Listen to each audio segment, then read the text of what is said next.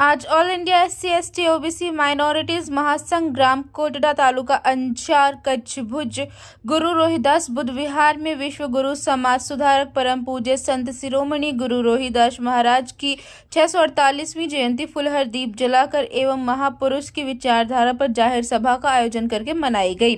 ऐसा चाहूँ राज में जहाँ सबको मिले अन्न, ऊंच नीच न रहे, रोहिदास रहे प्रसन्न, मन चंगा तो कटौती में गंगा। 600 साल पहले गुरु रोहिदास महाराज की साखियों और भजन के माध्यम से सामाजिक एकता का नारा दिया गया था और मुगल काल में कई महाराजाओं गुरु रोहिदास बापू के शिष्य बने और महारानी मीराबाई भी उनके शिष्य बनी थी। आज जयंती पर नाथी बेन गोवा भाई सामलिया के निवास पर जखू भाई माहेश्वरी, कार्यक्रम के मुख्य संयोजक मुख्य अतिथि खानजी भाई फफल, सरपंच मियाजर भाई सामलिया,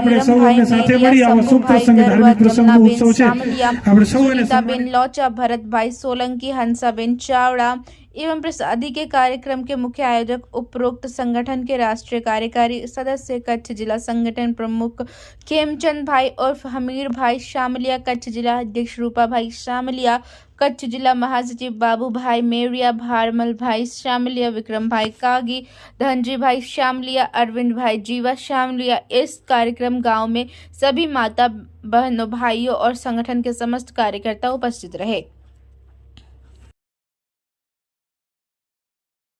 અમીર ભાઈએ આપણાને બધાને આવો અવસર આપ્યો છે એ બદલ એમને પણ હું ખૂબ ખૂબ આભાર વ્યક્ત કરું છું।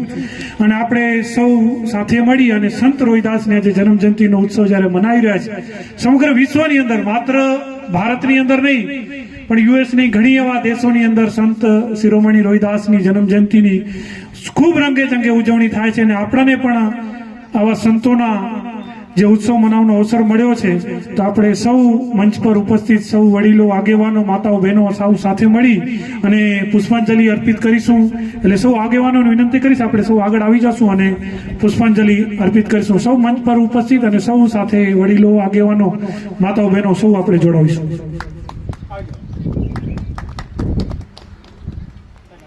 જય ભીમ, નમો બુદ્ધાય, જય સંવિધાન। હું આજે ભચાઉમાં હતો, ભચાઉમાં પણ રોહિદાસ જયંતિ ઉજવીને આવ્યો છું અને એ જે જયંતિ ઉજવી એ લાકડે જેને કહેવાય ને કે ચૂંટણી હતી એટલે ભાજપ આવીને ઉજવી, બરાબર।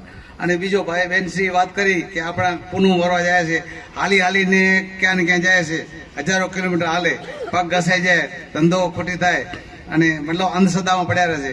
એટલે અંધશ્રદ્ધામાંથી બહાર નીકળવું જોઈએ। આપણા સંતોને આ જે વિચારો છે એને આપણે અનુસરવા જોઈએ।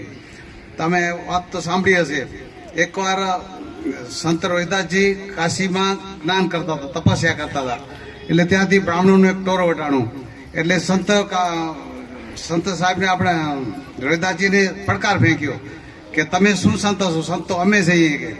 એટલે રોહિદાસે સૌ ભાવે કીધું ભાઈ ઠીક છે, તમે સંતો તો ભલે, હું મારું કામ કરું છું। એટલે જીતે ચડ્યા તો એ કે તો આ મૂર્તિને તું હલાવી દે। કોણ બ્રાહ્મણો જે હતા એમણે સંત રોહિદાસને કે તું આ મૂર્તિને હલાવી દે। તો સંત રોહિદાસ સહેજ ભાવે કીધું કે એક પહેલા કામ કરો, તમે બ્રાહ્મણ છો, બ્રાહ્મણ દેવતા, તમે પહેલા હલાવી જુઓ પૂજાપાઠ હવન કરીને અને પછી હું હલાવી જાઉં। એટલે બ્રાહ્મણોએ તો હવન કરીને ઘણું 5 કિલો ઘી બાદ નાખ્યો પણ મૂર્તિ હલી નહીં। પછી સંત રોહિદાસજીએ તપસ્યા કરીને મૂર્તિ ડોલવા માંડી, ત્યારે બ્રાહ્મણો પણ સંત રોહિદાસને ચરણે પડી ગયા અને ક્ષમા માંગી। આ છે આપણા સંત રોહિદાસજી।